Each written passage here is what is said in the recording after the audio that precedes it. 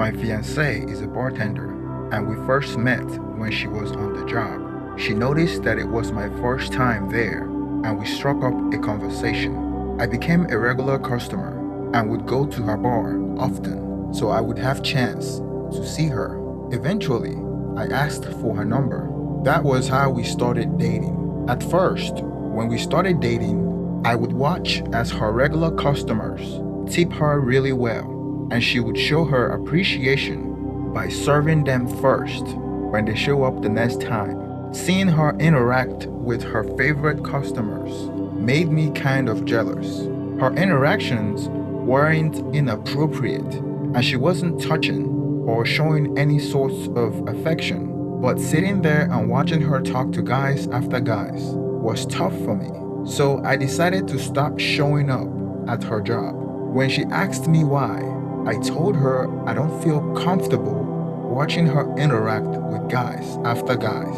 She promised me that it was part of her job, and that was how she pays her bills, and there is nothing extra going on, and she had no feelings for any of them. I trusted her, and we soon forgot all about it. We dated for 7 months and decided to get engaged. Not so long after, we were planning to have a family. She wanted kids more than me because all her friends have already had kids, and she grew up thinking about having a big family. But it wasn't so easy. We had 2 miscarriages really close to each other.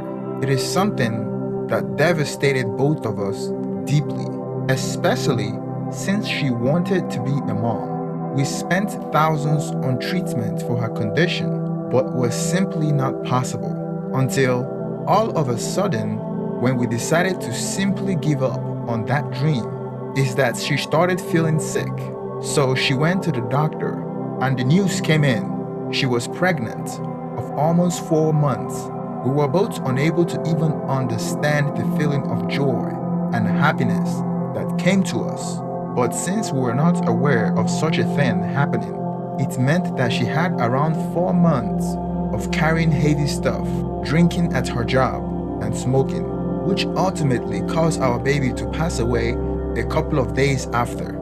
She was devastated and blaming herself constantly, over and over and over and over, screaming in her sleep, constantly screaming that she killed our baby.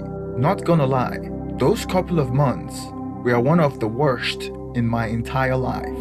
But there was something positive out of it. It means that it was possible to get pregnant after all. There was a chance, and we held down on that fickle thing. Our life was grasping on that single idea, and because of that, she was able to look forward and move on. She decided to quit her job, and I welcomed it. My salary was enough to sustain us, so she didn't have to work. She went through therapy and was constantly exercising every morning. I felt her mood brightened day by day, and our relationship got better. Then, after an operation and some other medical stuff, we were ready. I was putting more hours at work because the medical bills were piling up, even though we had insurance. But no worries, because it finally happened. We did everything properly this time. Medical checkups, taking vitamins, no smoking or liquor, exercise, healthy food, you name it, all on target and checked. But around 6 months, it happened again. This time, with no apparent reason. It just happened. We lost him, and there was no one to blame this time. Nothing was wrong. It happened so fast, and in less than 2 days, he was gone. This time, it hit us even worse, since there was no one to blame. My fiancée started getting paranoid, blaming the doctor, the nurses, herself, the medicine, and of course, me as well. Once more, the several months of having to cope with this were not nice. My body even coped this by giving me super light sleep, in which when I hear her scream or having nightmares, I automatically wake up, hug her, tell her that everything is gonna be alright. And after she calmed down, immediately falling asleep, sleeping a couple of hours per night, and also staying awake when the nightmares got worse. In all of the time that this has happened, I have had people calling me to ask how she was or ask if something is needed as they were too afraid to bring it to her. I have internalized my pain all this time, unable to even mention to her that I am completely destroyed because she always tells me that she leaned on me all this time and feeling guilty of it. But when I falter is when I realize that she's worsened her condition, so I learned to keep it sealed. I tried once to mention something and it didn't go well. She had a little mental breakdown and I couldn't continue. She was definitely very strong to endure this whole process, but break easily when I showed something as she needed my strength to keep on going. And showing anything makes her feel guilty. She became a completely different person to the woman I loved. She created complexes, change of mood, and things that are coping mechanism, but we kept on moving forward. One day, she told me that she was getting her job back because we were struggling with money due to all the medical bills that we had to pay. I felt sad about it because I know it was a sign that we were giving up hope of having a child, which is something she has always wanted. However, I knew that all the medical bills were getting harder for me to catch up. I also thought that maybe if she started working again, it would bring back the old her, the version I fell in love with. But 2 weeks after she started at her job, she became even more distant. I come back home from work at 5 p.m. and she works till 3 a.m. So we don't really see each other, except on weekends when I'm not working. I wanted to change things up. Maybe if I recreate when I had visited her at work, it will reinvigorate our relationship. So one Friday night, I decided to drop by at her work. I came there around 10 p.m. unannounced. I didn't see her bartending when I came there. There were 2 female bartenders working behind the bar. Since there were usually 3, I thought maybe she was at the back or went to the restroom. So I waited. After 20 minutes or so, one of the bartenders saw me and identified me. She told me that my fiancée left 30 minutes ago and I just missed her.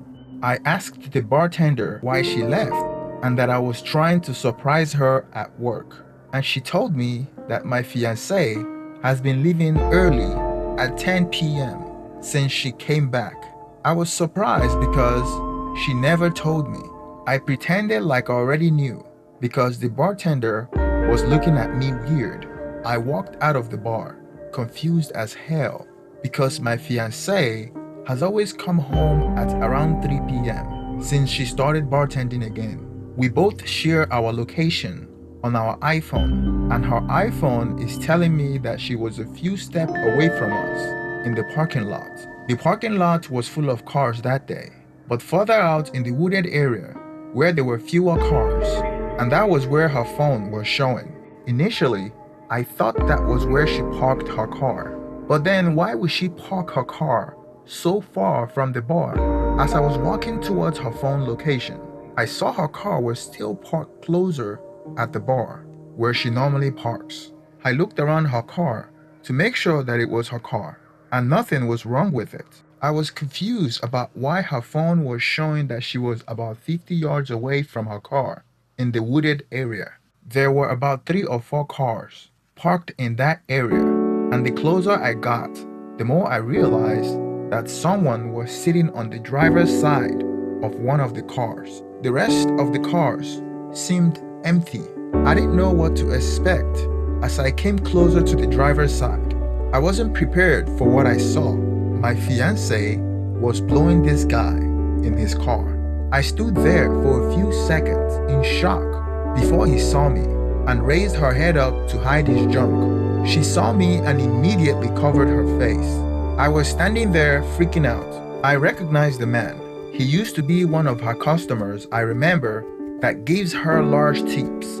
My mind immediately flashed back to all the customers that were tipping her generously and how she used to tell me that it meant nothing. So I was right to feel uncomfortable about the attention she was showing her favorite customers about 8 months ago. The man immediately drove away and left me in the dust. I was still standing there in shock when the car suddenly stopped and my fiancée got out and started running back to me while the car drove away. She came to me and started begging me that she was sorry and that it had never happened before, and she had been feeling sad and depressed and had been thinking about deleting herself and was doing all she could to feel better about herself. She told me that she wanted us to go home together and just wanted to hold me and didn't want to lose me. I told her that I needed some space right now to process what I just witnessed. I kept on walking fast towards my car as she followed behind me, telling me that she was sorry. She caught up to me and tried to hold my hands, but I forcefully pushed her away. When we got home, she confessed because I wanted to search her phone, and I told her to come clean for any chance of reconciliation.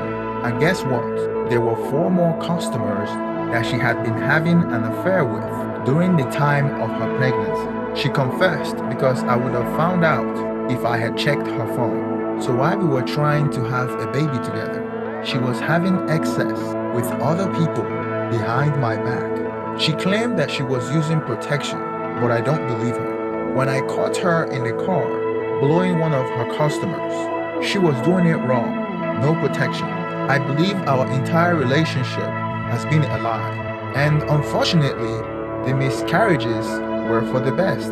Had it been that she got pregnant, we would eventually get married, and I would have never suspected that she was cheating on me with 5 other guys.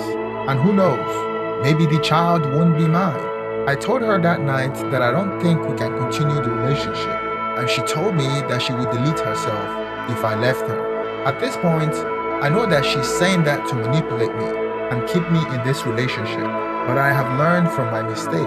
I already told my best friend about it, and I would be moving in with him till I find a permanent living arrangement. At first, I didn't tell my family about it because I feel embarrassed to tell them. I know how disappointed they will be since they loved her so much. 2 weeks after D-Day, I finally moved out of the apartment, and she was trying to get me to help her pay her medical bills. I told her that I can't support her on that, and I am not legally obligated to do so because we weren't married. I told her that she should ask all the affair partners she was cheating on me with to donate money to help her pay her bills. I wanted to keep our breakup quiet, but when she started spreading rumors that I was the one cheating, trying to tarnish my name, I decided to tell all my family members what really happened. And I also told our mutual friends that she was cheating on me with multiple men. Please don't forget to like and subscribe. Please hit the thumbs up so the algorithm would promote my video. Thank you very much and have a wonderful day.